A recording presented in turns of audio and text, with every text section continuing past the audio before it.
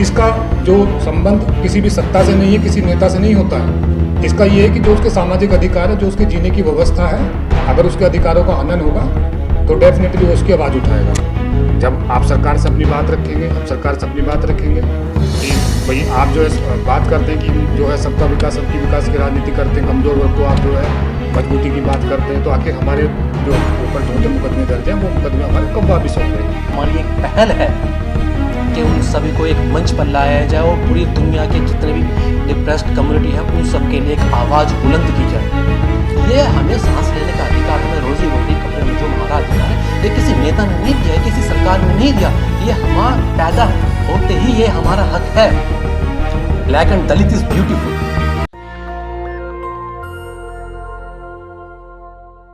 पूरा देश जानता है, नेता जानते हैं, सामाजिक कार्यकर्ता जानते हैं, अधिवक्ता जानते हैं, कोर्ट भी जानता है। और डेमोक्रेसी की सबसे जो विशेषता है, खास बात यह है कि प्रत्येक व्यक्ति को अपने मौलिक अधिकारों का हनन होने के खिलाफ अपनी आवाज़ उठाने का पूर्णतः अधिकार है, उसे कोई नहीं रोक सकता। और इसका जो संबंध किसी भी सत्ता से नहीं है, किसी नेता से नहीं होता है। इसका ये है कि जो उसके सामाजिक अधिकार है, जो उसके जीने की व्यवस्था है, अगर उसके अधिकारों का हनन होगा तो डेफिनेटली वो उसकी आवाज़ उठाएगा। इस एजिटेशन में जो हुआ,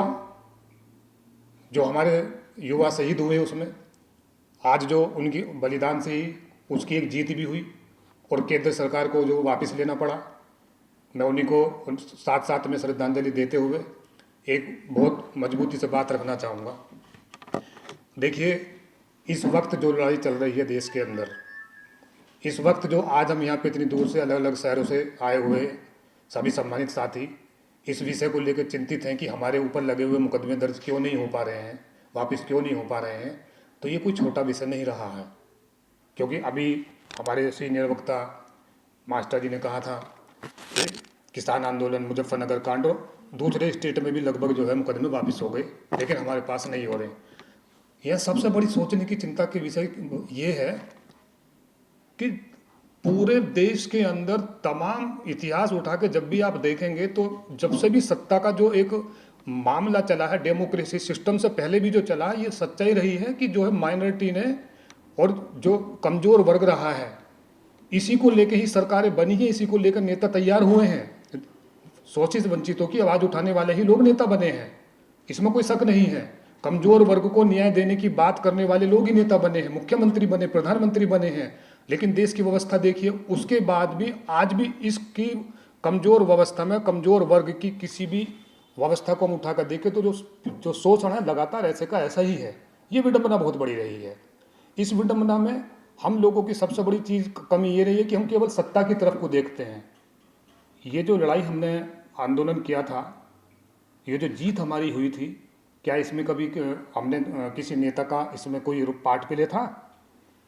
किसी का था, किसी पार्टी का था, किसी राजनीतिक पार्टी का था, किसी बहुत बड़े राष्ट्र लिए कोई किसी उसका था कि जो जिसने इतिहास ही रचा हो? नहीं,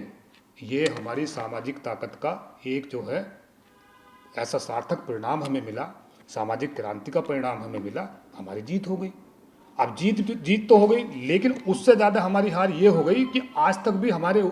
ऊपर जो झूठे मुकदमे दर्ज है वो वापस नहीं हो पा रहे हैं। जगह जगह हम प्रेस कॉन्फ्रेंस कर रहे हैं, सम्मेलन कर रहे हैं, बहुत सारी चीज़ें हो रही हैं। केंद्र सरकार, यूपी सरकार, तमाम सबका साथ सबका विकास की बात की जा रही है। ये बड़ी विडंबना है। मैं आप सभी से, मंच के आसीन जितने भी हमारे अध्यक्ष बैठे, सम्मानितगण बैठे हैं, मैं एक बात कहना चाहूँगा कि इस मामले में अब संयुक्त रूप से पूरे प्रदेश नहीं बल्कि पूरे देश के तमाम बड़े वरिष्ठ सामाजिक कार्यकर्ताओं, जितने भी लोग बहुजन मिशन मूवमेंट, अम्बेडकर मूवमेंट की बात करते हैं, अगर किसी आंदोलन को हम बड़े स्तर पर कर सकते हैं तो जो झूठे मुकदमे दर्ज हुए हैं उसको लेके उनको वापस करने के लिए भी एक हम बहुत बड़ा मतलब जो है क्या नाम है, एक कॉन्फ्रेंस आयोजित कर सकते हैं, जिसमें समाज के तमाम प्रतिनिधि जो समाज का प्रतिनिधित्व करते हैं सामाजिक स्तर पर। मैं राजनीति की बात नहीं करूँगा, क्योंकि लड़ाई हमने सामाजिक रूप से जीती, किसी नेता ने हमें लड़ाई नहीं जितवाई है, हमने अपनी लड़ाई खुद लड़ी थी। इसको बड़े पैमाने पे इसको जो है इसकी और बड़े स्तर पे कॉन्फ्रेंस की जाए, लोगों को इन्विटेशन दिया जाए, उनके जो है इसमें सॉल्यूशन रखा जाए, और जहाँ भी जिससे भी मिलना है, क्योंकि जो है यहाँ एक अच्छा फ़ायदा ये हो सकता है, नज़दीक में चुनाव भी है, जब आप सरकार से अपनी बात रखेंगे, हम सरकार से अपनी बात रखेंगे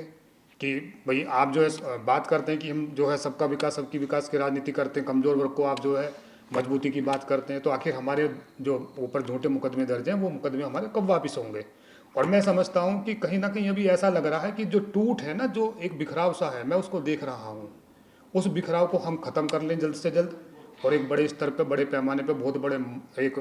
गैदरिंग के साथ में, बहुत बड़े स्तर से अगर मुख्यमंत्री, प्रधानमंत्री और मान्य जितने भी सरकार में आज हमारे जो है क्या नाम है सिस्टम में हिस्सा हैं, उनके समक्ष बड़े स्तर पे हम अपनी बात रखें और मुकदमे वापस कराने के लिए जितने तमाम प्रयास हों, शारीरिक, आर्थिक, मानसिक, उनके साथ में सामूहिक रूप से बड़े स्तर से हमें प्रयास करना होगा, तब जाके जो है हम ये मुकदमे दर्ज जो झूठे हुए उनको वापस कराने में सफल होंगे। मैं इसी के साथ अपने छोटे भाई ललित वरुण का बहुत बहुत आभार प्रकट करता हूँ, और सभी सम्मानित साथी जितने भी यहाँ पर उपस्थित हैं, अध्यक्ष के रूप में, वक्तागण के रूप में, उन सभी का आभार प्रकट करता हूँ।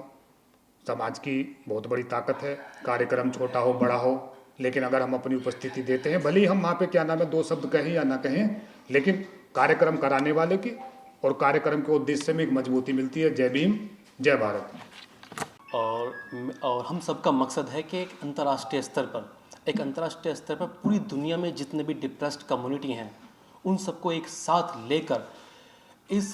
जो बढ़ती हुई जो राजनीतिक पावर हैं, और ये जो कुछ चुनिंदा जो मुट्ठी भर जो लोग हैं जो पूरी दुनिया के डिप्रेस्ड कम्युनिटी को अपने हक और अधिकारों को, उनके हक और अधिकारों के लिए जो उनका शोषण करते हैं, पॉलिटिकल पावर्स जो शोषण करती हैं, उन सब के खिलाफ एक आवाज़ को बुलंद करने के लिए एक काम किया जा रहा है। और उसमें ही मैं आपको बताना चाहूँगा, मैं समझता हूँ पूरे भारत में इस मंच के अलावा और कोई मंच नहीं हो सकता ये बात बताने के लिए कि जैसे आपको अभी याद होगा 2018-19 में याद होगा कि अमेरिका के जॉर्ज फ्लॉयड एक व्यक्ति रहे हैं जो अश्वेत रहे हैं, उनका वध, मैं वध ही कहूँगा, क्योंकि जो मानवता का जो मूलभूत जो अधिकार है, जो जन्म लेके ही पैदा होता है, श्वास लेने का अधिकार, जब 8 मिनट तक एक व्यक्ति द्वारा उसके गर्दन पर एक घुटना रख के उसको दबा दिया गया, उसको 8 मिनट तक उसे सांस तक नहीं आती है, उसके बावजूद पूरी दुनिया में ये आवाज़ उठती है कि डिप्रेस्ड कम्युनिटी के साथ ही ऐसा क्यों हो रहा है। सबसे बड़ा सवाल होता है कि उन्हीं के साथ क्यों होता है, उसके अलावा और क्यों। दूसरी और सबसे बड़ी बात है कि उसके साथ जो और लोग हैं वो उनका समर्थन नहीं करते हैं। इसी के लिए हमारे सभी साथी और इसमें टीम जो लगी हुई है, अमेरिका के कुछ पूर्व सेनेट्स हैं, पूर्व सांसद हैं, साउथ अफ्रीका के पूर्व सांसद हैं और वर्तमान सांसद भी हैं, और इंग्लैंड के भी कुछ सांसद हैं जो अश्वेत हैं, और जो श्वेत भी हैं जो पूरी दुनिया के जो डिप्रेस्ड कम्युनिटी के लिए काम करना चाहते हैं। और अंतर्राष्ट्रीय स्तर पर हमारी एक पहल है कि उन सभी को एक मंच पर लाया जाए और पूरी दुनिया के जितने भी डिप्रेस्ड कम्युनिटी हैं उन सब के लिए एक आवाज़ बुलंद की जाए, उन सब के लिए एक आवाज़ बुलंद करने का काम किया जाए। और यही एक माध्यम मैं समझता हूँ पूरे भारत के अंदर, यही एक जगह है जहाँ इस बात को ये मजबूती के साथ कहा जा सकता है कि पूरी दुनिया का डिप्रेस्ड कम्युनिटी के लिए आवाज़ उठाने वाले जितने भी लोग हैं उन सबको एक मंच पर लाया जाए, ताकि वो जो गरीब हैं, पिछड़े हैं, मजलूम हैं, चाहे वो किसी भी जाति के हों, किसी भी धर्म के हों, किसी भी मजहब के हों, उन सब के लिए काम किया जाए। क्यों? इसका कारण ये है, सबसे बड़ा कारण एक ये है कि जब कोई व्यक्ति पैदा होता है तो उसके जो मूलभूत जो अधिकार हैं, रोजी रोटी कपड़ा मकान, उसमें सांस लेने का भी एक अधिकार है। सांस लेने का वो अधिकार जो अभी कुछ दिन पहले अमेरिका में एक अश्वेत के द्वारा जो उसका जो वो अधिकार, वो हक उससे छीन लिया गया, जिसे प्रकृति ने दिया है, ये हमें सांस लेने का अधिकार, हमें रोजी रोटी कपड़े में जो हमारा अधिकार है, ये किसी नेता ने नहीं दिया है, किसी सरकार ने नहीं दिया, ये हमारा पैदा होते ही ये हमारा हक है, और हम उस चीज़ की लड़ाई लड़ रहे हैं। और मैं समझता हूँ जितने भी दुनिया के जितने भी और सांसद हैं और सेनेट्स हैं, उन सब से हमारी लगातार इस विषय में पिछले 1 साल से हमारे इस संबंध में बात हो रही है। और उसी का एक पहला नतीजा है भारत से कि इस पर एक प्रेस कॉन्फ्रेंस की जा रही है, ताकि पूरी दुनिया के साथ साथ पूरे भारत और दुनिया में ये बात को मजबूती से उठाया जाए कि पूरी दुनिया के डिप्रेस्ड कम्युनिटी के साथ साथ उनके दबले कुचले और भी जो मजलूम हैं, चाहे वो किसी भी जाति धर्म को बिलोंग करता हो, उन सब के लिए एक आवाज़ बुलंद की जाए, एक प्लेटफॉर्म क्रिएट किया जाए। और इसी संबंध में अगली प्रेस कॉन्फ्रेंस जो भी होगी, केवल हमारा मकसद ये 2 अप्रैल 2018 में जो आंदोलन हुआ था, मात्र यही नहीं है, हमारे इससे आगे बढ़कर भी है। हमारा नज़रिया, हमारे आंखों का जो चश्मा है, केवल 2 अप्रैल 2018 में हुए 2 अप्रैल 2018 में जो एट्रोसिटी के बाद पुलिस प्रशासन और सरकारों द्वारा जो केसेस लगाए गए, उनको वापस कराना ही हमारा उद्देश्य नहीं है। उसके साथ साथ हमारा उद्देश्य उससे आगे बढ़कर भी है कि पूरी दुनिया को एक मंच शेयर किया जाए, पूरी दुनिया को एक प्लेटफॉर्म दिया जाए, जहां पूरी दुनिया के लोग एक मंच पर आकर अपने हक और अधिकारों के लिए आवाज़ रख सकें, अपनी आवाज़ को बुलंद कर सकें। और इस बात के गवाह आप सब लोग हैं, हमारे मंचासीन जो हमारे मुख्य अतिथि हैं, हमारे अध्यक्ष जी हैं, हमारे मुख्य वक्तागण हैं, ये सब उसके गवाह हैं और आप सब उसके गवाह हैं। और इसमें मैं आपको और भी कुछ बताना चाहूँगा कि इसी संबंध में जो पूर्व सेनेट से हैं, उस संबंध में उन्होंने बहुत अच्छा रेस्पॉन्स भी दिया है। उनका मानना है कि अभी तक दुनिया में किसी भी तरह से, चाहे वो पॉलिटिकल्स लीडर्स होते हैं, जब वो बात रखते हैं, वो केवल वो जुमला टाइप होता है उनका, वो उस पर पूरी तरह से अमल नहीं करते। वो अपना नफ़ा नुकसान देखते हैं अपनी राजनीति के लिए, अपने भविष्य में उनका नफ़ा नुकसान छिपा होता है अपनी कुर्सी को बचाने के लिए। लेकिन हम उसके लिए नहीं लड़ रहे हैं।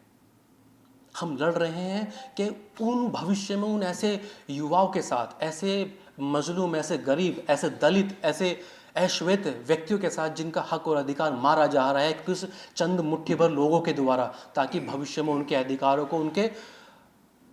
उनके अधिकारों को बचाया जा सके, पूरी दुनिया के लिए एक प्लेटफॉर्म दिया जा सके।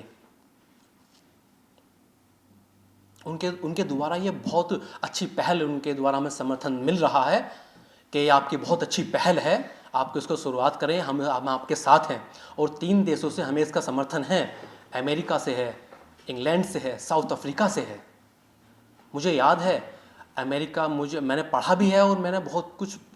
और रिसर्च भी मैंने इस पर किया। मार्टिन लूथर को मैं भूल नहीं सकता।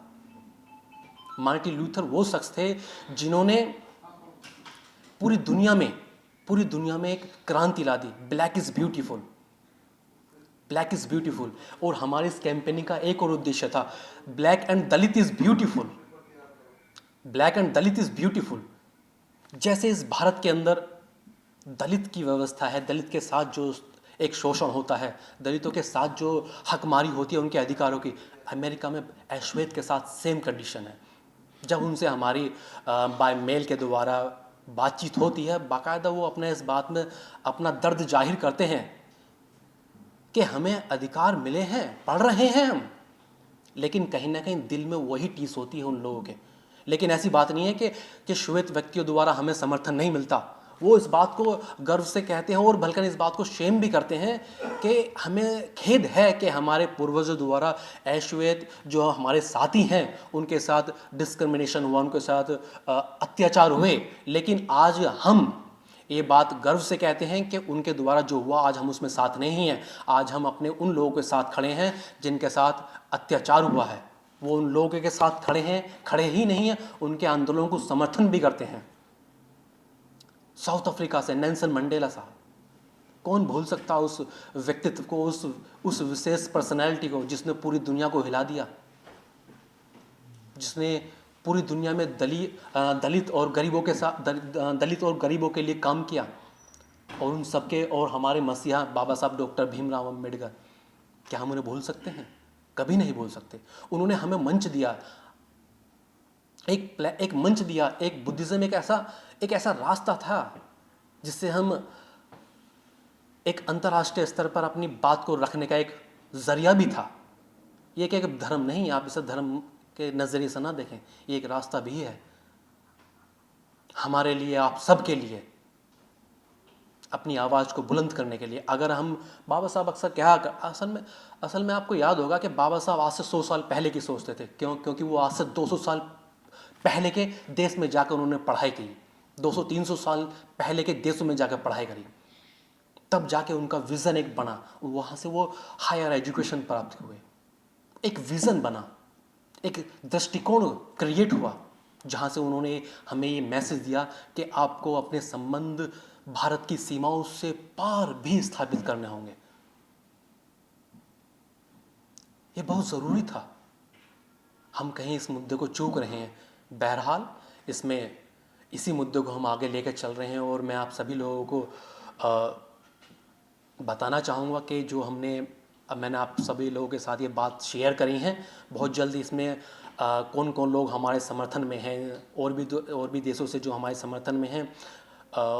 उन सब के बारे में हम सबको एक साथ सभी साथियों को और मीडिया बंधुओं को इसके बारे में बताया जाएगा, सार्वजनिक रूप से बताया जाएगा, और आप सभी दर्शकों को भी बताया जाएगा कि वो कौन लोग हैं, कौन पर्सनैलिटी हैं, कौन सांसद हैं, कौन पूर्व सांसद हैं और वर्तमान सांसद हैं जो इस मुहिम में हमारे साथ हैं। और इसी के साथ मैं अपनी बात को विराम करता हूँ और मुझे बोलने के लिए मौका दिया, आप सब लोग आए हैं, मैं आपका तहे दिल से शुक्रिया अदा करता हूँ। हमारे मुख्य अतिथि RR बाग साहब, मुख्य वक्तागण हमारे सत्य प्रकाश गौतम जी, और हमारे अध्यक्षता इस प्रेस कॉन्फ्रेंस की अध्यक्षता कर रहे माननीय सुनील आज़ाद जी, और हमारे बड़े भाई VP सिंह जो इस कॉन्फ्रेंस को कर रहे हैं, लीड कर रहे हैं और उसको